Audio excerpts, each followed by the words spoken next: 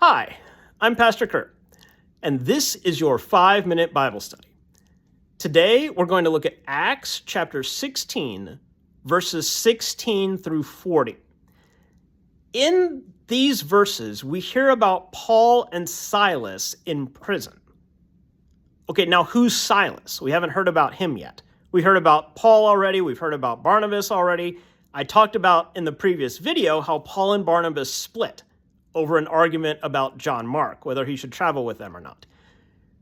Barnabas ended up taking John Mark and they go off and do their thing, telling people about Jesus.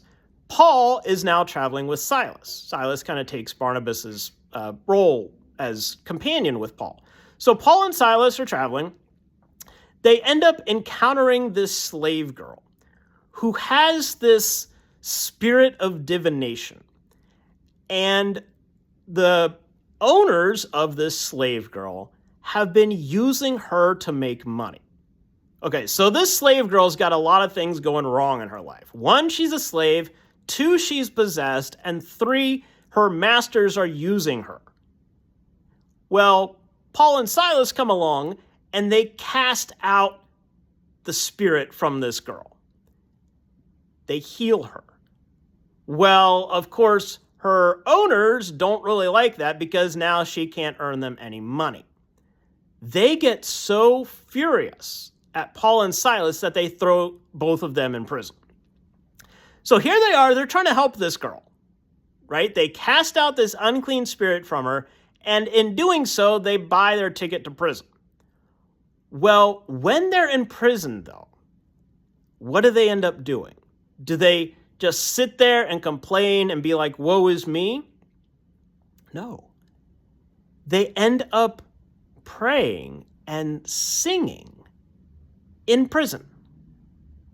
Now think about that for a moment. If you suddenly found yourself in prison, if you suddenly found yourself in this really tight situation that things just weren't looking well for you, do you think that you would pray and sing? Maybe, but probably not. A lot of us, when we're in hard times like that, we kind of become selfish and self-centered and be like, woe is me, God help me, this sort of thing.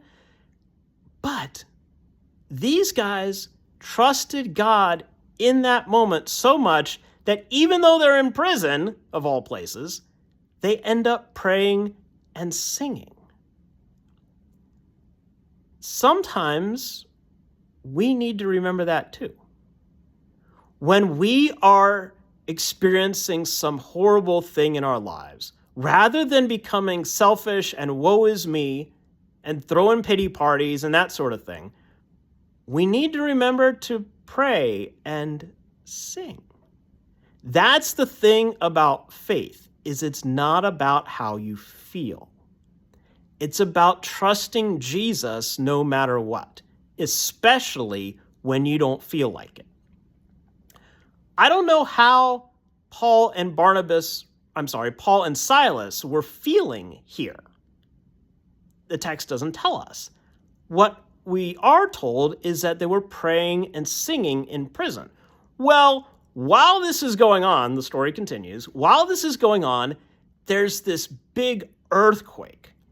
And the earthquake shakes the prison so much that the chains fall off of them, the doors fly open, and they can escape. But they don't. The jailer comes in, sees the damage that's been done by the earthquake, thinks everybody's run away, and he's about to kill himself. Why? Because if his boss finds out that all these prisoners have left under his watch, then he would end up dying anyway. It would be his fault for not keeping them in prison. Well, he thinks he's just going to go ahead and kill himself. But Paul says, whoa, we're still here. Don't hurt yourself. We're still here. That confuses the jailer. It's like, wait a minute. You could have escaped, but you didn't. Why not? Paul then tells the jailer about Jesus. He takes this moment when this jailer is all confused to tell him about Jesus. And the jailer ends up becoming a follower of Jesus. Paul baptizes him and his entire family. This moment changes the jailer's life. He goes from possibly killing himself to now realizing how powerful and wonderful God is. So there are wonderful things happening here. Paul and Silas are trusting God in this really, really tough time.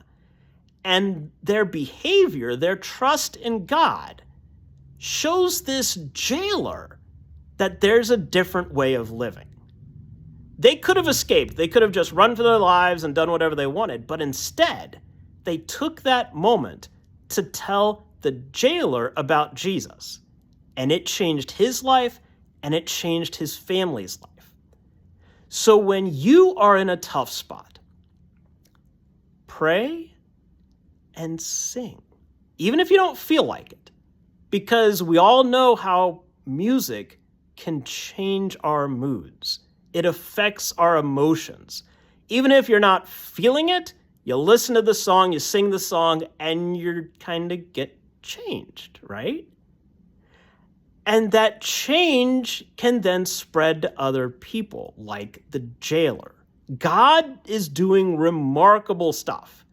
God worked through the lives of Paul and Silas and this jailer, and God is working in and through you too.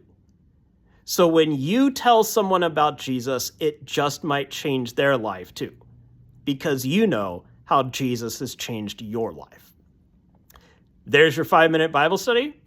Please remember to like, comment, share, and subscribe, and I'll see you next time. Thanks.